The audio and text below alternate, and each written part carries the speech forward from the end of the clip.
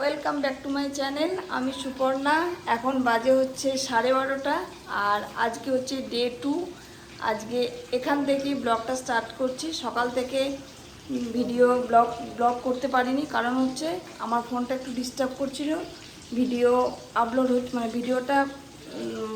Video করা যাচ্ছিল না, কিছু একটা প্রবলেম হয়েছিল তার জন্য। আর রান্নাও আজকে অনেক দেরিতে রান্না বসিয়েছি। এই যে রান্না হচ্ছে। আর সকালে স্নান টিফিন, আজকে টিফিনে বানিয়েছিলাম হচ্ছে চাউমিন। স্নান সবই হয়ে গেছে সকাল সকাল। আর বর তো খেয়ে স্কুল চলে গেছে, আর ছেলে ঘরে। আর এই যে আজকে কিন্তু ওয়েদারটা বেশ ভালো আছে, ভালো রোদ করেছে, কাপড় জামা ভালো শুকাবে। এই বর্ষাকালে এই একটা চিন্তা থাকে, বৃষ্টি আমার খুব ভালো লাগে, কিন্তু এই একদম মানে জামা কাপড় শুকাতে চায় না বলে খুব বিরক্ত লাগে। আর ফ্ল্যাটের মধ্যে তো একটু অসুবিধাই হয়। চলো তারপরে কি কি রান্না করছি তোমাদেরকে দেখাই সেটা। আর কালকের যে ভিডিওটা পোস্ট করেছি সেটা কিন্তু দেখতে ভুলো না, সবাই কিন্তু দেখো, লাইক কমেন্ট করো কিন্তু, ঠিক আছে? যে ভাতটা হয়ে আছে, আর এখানে মাছ ভেজে রেখেছি কয়েকটা। এখানে কয়েকটা মাছ আছে, ভাজছি। দুটো পেটি আছে, ভাজবো। আর বাবার জন্য এখন এই যে গোবিন্দভোগ চালের ভাত করছি। আর এখানে পটল আলু, আর ওই যে মাছের ডিম আছে অনেকটা। এই যে মাছের ডিম আছে অনেকটা, এটা বড়া করব, এটা দিয়ে তরকারি করব। চলো রান্না সেরে ফেলি, তারপর আবার কথা হচ্ছে। এখন আবার ওই যে টিফিন খাবারে প্রচুর বাসন টাসন পড়ে আছে, সেগুলোও আবার ধুতে হবে। বাকি কাজগুলো সব করব। রান্না দেরি হয়ে গেলে না খুব বিরক্ত লাগে, তখন আর রান্না করতে ইচ্ছা করে না। জানো তো, আমার রান্না করতে করতে না অনেক দেরি হয়ে যায়। সকাল সকাল বর স্কুলে যায়, ওকে প্রতিদিন বলি একটু ভাত খেয়ে চলে যাও, তাহলে সকাল সকাল রান্নার একটা চেষ্টা থাকে, কিন্তু সে শুনবে না কিছুতেই। ওই জন্য আমার অনেক দেরি হয়ে যায়। একমাত্র বাবার জন্য একটু তাড়াতাড়ি করে দিই, বাকি রান্না করতে বেশ ভালো দেরি হয়ে যায়। আর শুধু রান্নাটাই তো নয়, পারিপার্শ্বিক অনেক কাজ থাকে। একবার কাপড় তোলা, কাপড়গুলো গোছানো, তারপর বাবাকে স্নান করানো, তেল মাখানো, এইসব কাজগুলো থাকে। তারপর কেউ এলে চা করে দেওয়া, তারপরে একে একে সব এরা মানে ঘুম থেকে ওঠে, তাদেরকে চা করে দেওয়া, একে একে ব্রেকফাস্ট দেওয়া, এইসব করতে করতে প্রায় নিজে স্নান করা, পুজো করা, এইসব করতে করতে অনেক দেরি হয়ে যায়।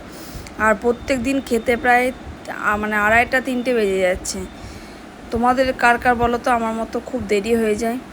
আসলে কি, ওঠাটাও এত দেরি হয়ে গেছে এখন, একদম জানি না কেন। আগে যখন ছেলে স্কুল যেত খুব সকালে উঠতে পারতাম, আর এখন তো একদম সকালে উঠতে পারি না। এই অভ্যাসটা হয়েছে লকডাউন পিরিয়ডের পর থেকে। লকডাউনের পর থেকেই এই ঘুম থেকে ওঠার টাইমিংটা এত বাজে হয়ে গেছে না, কিছুতেই 8টার আগে উঠতে পারছি না। প্রতিদিন ভাবছি সকাল সকাল উঠবো, একটু হাঁটতে যাব। আগে হাঁটতে যেতাম, এখন সেটাও বন্ধ হয়ে গেছে। আর এই শরীরচর্চা করাটা এই বয়সে খুবই দরকার, আমরা কিন্তু সেটা সবসময় ভুলে যাই। কারণ এমন একটা এই বয়স, এখান থেকেই কিন্তু মানুষের রোগ বালাই শুরু হয়। আমরা জেনেও এগুলো না জানা হয়ে বসে আছি।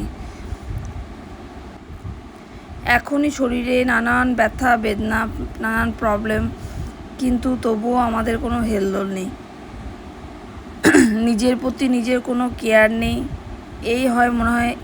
এটাই মনে হয় এই বয়সের মানে বোঝা যায় যে এবার আমাদের বয়স হয়ে গেছে। এখন যেন কোনো কিছুটাই ভালো লাগে না, কোনো কিছু এনার্জি লাগে না, কেমন একটা যেন টাইম বের করছি। মানে খেতে হয় খাই, শুতে হয় শুই, যেটুকু করার নয় সেটুকু করি। চলো, খাওয়া দাওয়া হয়ে গেছে। আর এই যে কি অবস্থা দেখো, এই যে সূর্য রয়েছে, চারিদিকে বৃষ্টি, কি জ্বালাতন।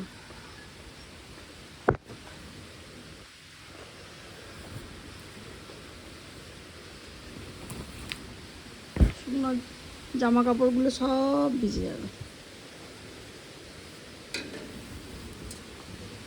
কাপড়গুলো যেই তুলবো সেই আবার শুরু হয়ে যাবে রোদ।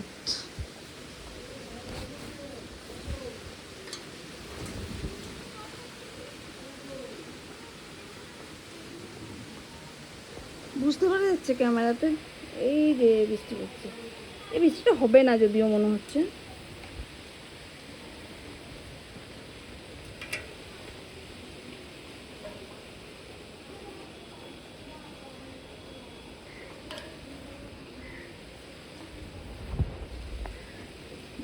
এতক্ষণে রোদটা চলে গেল।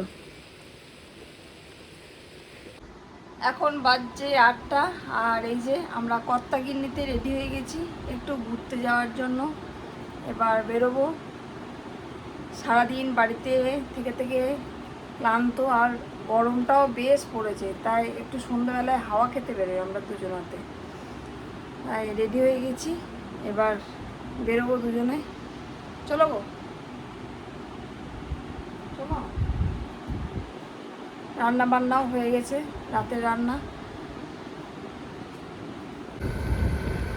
আমরা বেরিয়ে এসেছি ঘুরতে, আর বাইরে কিন্তু বেশ হাওয়া দিচ্ছে, ওয়েদারটাও বেশ ঠান্ডা ঠান্ডা আছে, বেশ ভালো লাগছে। আর এই যে এখানে অনেকেই সন্ধ্যাবেলায় হাঁটা, সন্ধ্যাবেলা তো আর নেই, 8টা 8:30 বাজতে চললো। এই যে এখানে অনেকে হাঁটাহাঁটি করে। আগে আমরা এখানে রিলস করতে আসতাম প্রায় দিনই সন্ধ্যাবেলা। এখনও আসলে রাস্তাটা খুব ভালো লাগে, প্রান্তিকের রাস্তা, এটা খুব ভালো লাগে।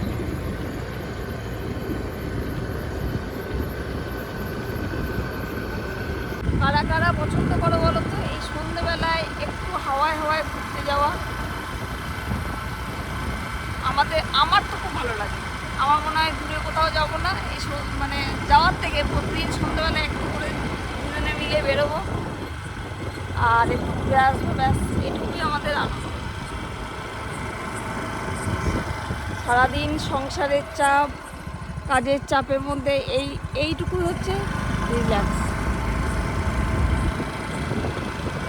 যা আমরা মানে বোলপুরে থাকতে লেগেছি, যতদিন হলো আমরা বোলপুরে আছি ততদিন কিন্তু আমরা সন্ধ্যাবেলায় দুজনে মিলে প্রায় দিনই বেরোই। আগে ছেলে আমাদের সাথে বেরোতো যখন ছোটো ছিল, এখন তো আর বড় হয়েছে, আমাদের সাথে আর বেরোয় না। মাঝে মাঝে বেরোই, না বলাটা কালকে যেমন বেরিয়েছিল, মাঝে মাঝে বেরোয়। একটা ভালো জায়গা। এই যে এখন এলাম এখানে চা পানিতে, একটু চা খাবো। এখানে চাটা কিন্তু খুব সুন্দর করে, হেভি চাটা করে। এই যে আমার বর সুন্দর করে চা, এই তো সামনে। কোথায় বসবে?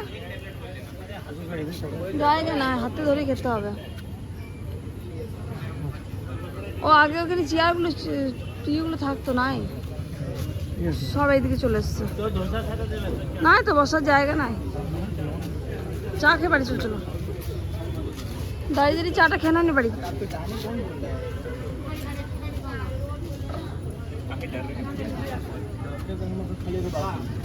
ওইখানে চলো, ওই দিকটা।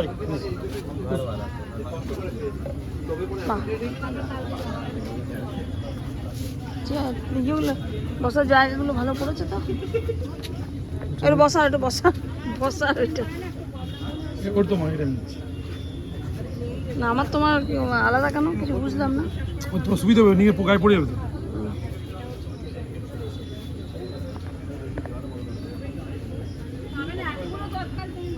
সেদিন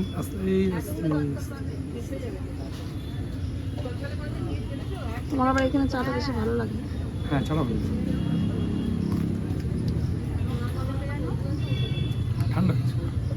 ঠান্ডা গেছে চাট, শান্তি নেই চাটা খেয়ে।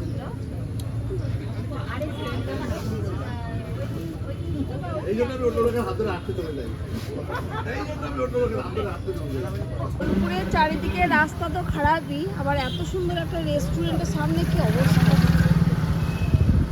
এইটা আনন্দ।